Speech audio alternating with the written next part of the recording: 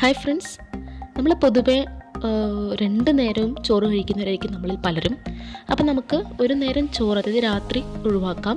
അല്ലെങ്കിൽ ഉച്ചയ്ക്കാണെങ്കിലും ആഴ്ചയിൽ 1-2 ദിവസമെങ്കിലും ചോറിന് പകരം കഴിക്കാൻ പറ്റുന്ന ഒരു അടിപൊളി റെസിപ്പിയാണ് ഞാൻ നിങ്ങൾക്കൂടെ പരിചയപ്പെടുത്തുന്നത്. അപ്പോൾ അതിനായിട്ട് ഞാനിവിടെ ഒരു പാൻ ചൂടാക്കിയിട്ടുണ്ട്.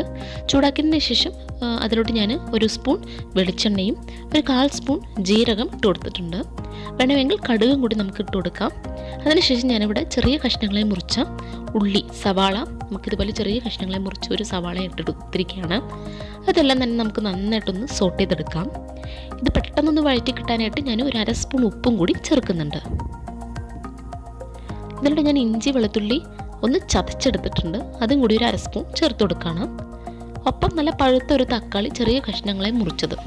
അപ്പോൾ ഇത്രയും നട്ടിട്ട് ഒന്ന് നമുക്ക് സോട്ട് ചെയ്യാം. ഇതെല്ലാം ഇത്ര നേരം സോട്ട് ചെയ്യണമെന്നൊന്നുമില്ല. അപ്പോൾ എല്ലാം ഒന്നിച്ചിട്ടൊന്ന് നമുക്ക് സോട്ട് ചെയ്തെടുക്കാനും കുഴപ്പമൊന്നുമില്ല. കുറച്ച് മല്ലിയിലയും പിന്നെ 1 സ്പൂൺ തൈരും കൂടി ഞാൻ ചേർക്കണം. അപ്പോൾ ഇവയൊക്കെ ഒന്ന് ചേർത്തിട്ട് നന്നായിട്ടൊന്ന് മിക്സ് ചെയ്തെടുക്കാം. ഇനി ഞാൻ ഇതിലോട്ട് ഓട്സാണ് ചേർക്കുന്നത്. അപ്പോൾ ഓട്സിൻ്റെ ഹെൽത്ത് ബെനിഫിറ്റ്സ് എല്ലാവർക്കും നന്നായിട്ടറിയാം. അപ്പോൾ ആ ഒരു ഓട്സ് ഞാനിവിടെ 1 കപ്പാണ് ചേർത്ത് കൊടുത്തിട്ടുള്ളത്.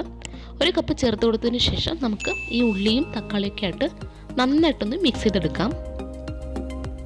ഇനി അടുത്തതായിട്ട് നമുക്ക് ഈ ഓട്സ് വേവിച്ചെടുക്കാനായിട്ടുള്ള വെള്ളം ഞാൻ ചേർത്ത് കൊടുക്കുകയാണ്.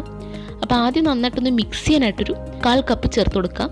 അതിനുശേഷം 1 കപ്പ് വെള്ളം കൂടി ചേർത്ത് കൊടുത്തിട്ട് നന്നായിട്ട് മിക്സ് ചെയ്യാം. നിങ്ങൾക്ക് നല്ല കഞ്ഞിയുടെ പരുവത്തിൽ കഴിക്കണമെങ്കിൽ അത്യാവശ്യം 1 കപ്പ് ഓട്സിന് 2 കപ്പ് വെള്ളം ചേർത്ത് കൊടുക്കാം. പക്ഷേ ഒരു സെമി കൺസിസ്റ്റൻസി ആണ് വേണ്ടതെങ്കിൽ 1 കപ്പ് ഓട്സിന് 1.25 കപ്പ് വെള്ളമൊക്കെ ചേർത്ത് കൊടുത്താൽ മതിയാവും. അപ്പോൾ ഇതെല്ലാം ചേർത്ത് കൊടുത്തിട്ട് നന്നായിട്ടൊന്ന് മിക്സ് ചെയ്തെടുക്കാം.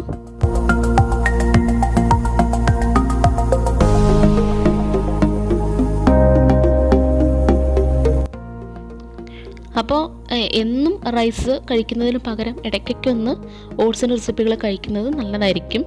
അപ്പോൾ അങ്ങനെ ഒരു വെറൈറ്റി ആഗ്രഹിക്കുന്നവർക്ക് വേണ്ടിയിട്ടാണ് ഈ റെസിപ്പി ഷെയർ ചെയ്തിരിക്കുന്നത്. ഇതിലോട്ട് നമുക്ക് ആവശ്യത്തിന് ഉപ്പ് ചേർത്ത് കൊടുക്കാം. അപ്പോൾ ഞാനിവിടെ 1/2 സ്പൂൺ ഉപ്പ് ഓൾറെഡി നമ്മൾ ആദ്യം തന്നെ 1/4 സ്പൂൺ ചേർത്ത് കൊടുത്തിട്ടുണ്ടായിരുന്നു.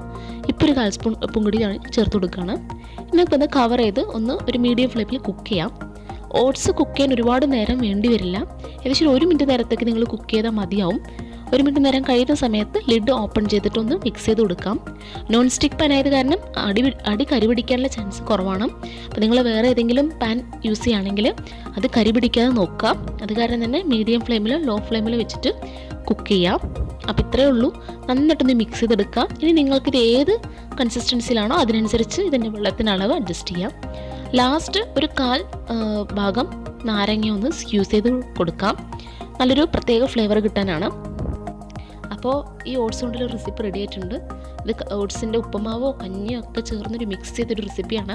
അപ്പോൾ ട്രൈ ചെയ്ത് നോക്കൂ. ഏതെങ്കിലും ഒരു നേരമെങ്കിലും നമുക്ക് അരിഭക്ഷണം ഒഴിവാക്കിയിട്ട് ഇത് കഴിച്ച് നോക്കും. നല്ല ആരോഗ്യത്തിനും ടേസ്റ്റിനും നന്നായിട്ടുള്ളൊരു റെസിപ്പിയാണ്. അപ്പോൾ നിങ്ങൾക്ക് ഈ വീഡിയോ ഇഷ്ടമെങ്കിൽ ലൈക്ക് ചെയ്യുക, ഫ്രണ്ട്സിന് ഷെയർ ചെയ്ത് കൊടുക്കുക. ചാനൽ സബ്സ്ക്രൈബ് ചെയ്തില്ലെങ്കിൽ സബ്സ്ക്രൈബ് ചെയ്യുക. അപ്പോൾ ഇത്തരത്തിലുള്ള വീഡിയോസ് നമുക്ക് വീണ്ടും കാണാം. അതുവരെ എല്ലാവർക്കും ഗുഡ് ബൈ.